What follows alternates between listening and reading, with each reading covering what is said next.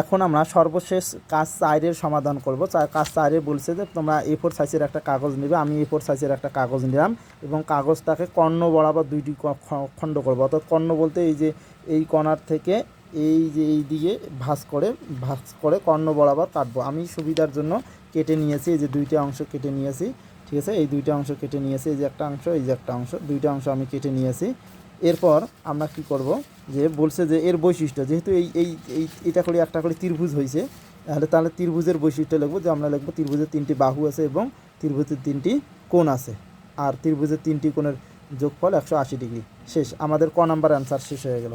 এখন বলছে কোণগুলোর পরিমাপ করো। চাঁদার সাহায্যে আমরা কোণগুলো পরিমাপ করব। তাহলে আমি যেহেতু এটা একটা ত্রিভুজ মানে আকৃতি নিলাম, তাহলে আমি মেপে দেখছি যে এইটা আমার 90 ডিগ্রি। আমার সবসময় আমাদের এইটা চিন্তা রাখতে হবে যেন ত্রিভুজের 3টে কোণ, এই কর্ণ, এই কর্ণ এবং এই কর্ণ, এই 3টে কোণ মিলে যেন, এই 3টে কোণ মিলে যেন 180 ডিগ্রি হয়। তাহলে আমি জানি যে এটা সমকোণী ত্রিভুজ হয়েছে, এটা সমকোণ, আমার সমকোণ 90 ডিগ্রি। তাই আমি একটা 90 ডিগ্রি নিছি, আর একটা কোণ আমার 53 ডিগ্রি, আর একটা কোণ আমার 37 ডিগ্রি। এবং বলছে যে 3টি কোণের যোগফল কত ডিগ্রি। তা আমার 3টি কোণের যোগফল, 3টে কোণ যদি যোগ করি তাহলে আমার 180 ডিগ্রি হয়। আমাকে এটা সবসময় মনে রাখতে হবে যে ত্রিভুজের 3 কোণের সমষ্টি 180 ডিগ্রি। কেউ যদি 90 ডিগ্রি নেয়, আর দুইটা মিলে যাতে 90 ডিগ্রি হয় এইভাবে নিতে পারবে। যাতে 45 করে যদি নেয় তাও হবে।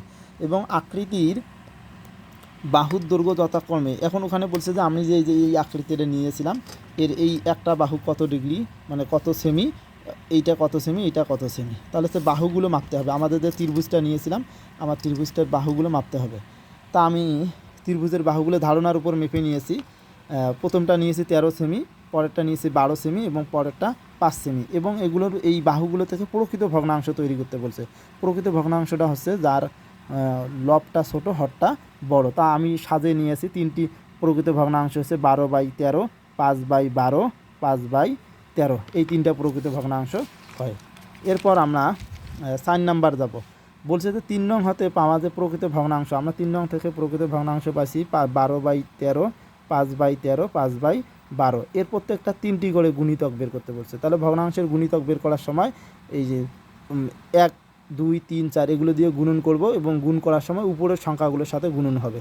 তাহলে 12/13 সাথে যদি 1 গুণন করি তাহলে ওই সংখ্যাটাই হয়। 12 সাথে যদি 2 গুণন করি 12/13, মানে নিচেরটার পরিবর্তন হচ্ছে না।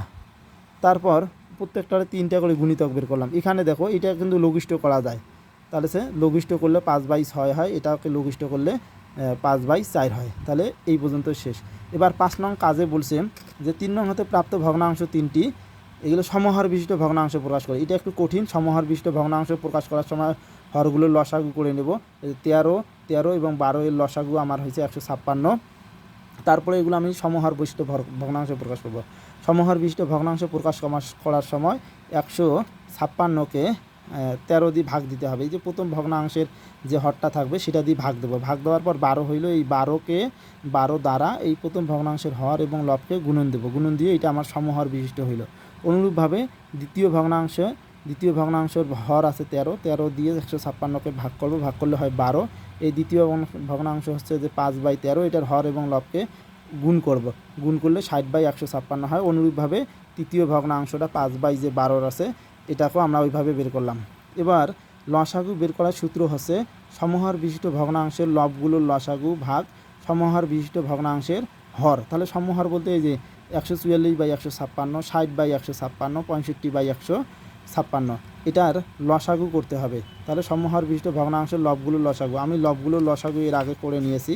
তাহলে আমাদের লবগুলো ছিল 144, 60, 65। প্রথমে 2 দিয়ে দিয়েছিলাম 72, তারপর 60, 2 দিয়ে 60কে ভাগ করলে 30, তারপর 65।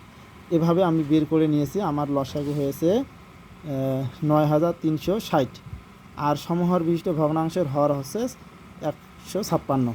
তাই 156 দিয়ে যদি এটাকে ভাগ দেই তাহলে আমার 60 অ্যান্সার হবে। তাহলে আজকে এই পর্যন্তই।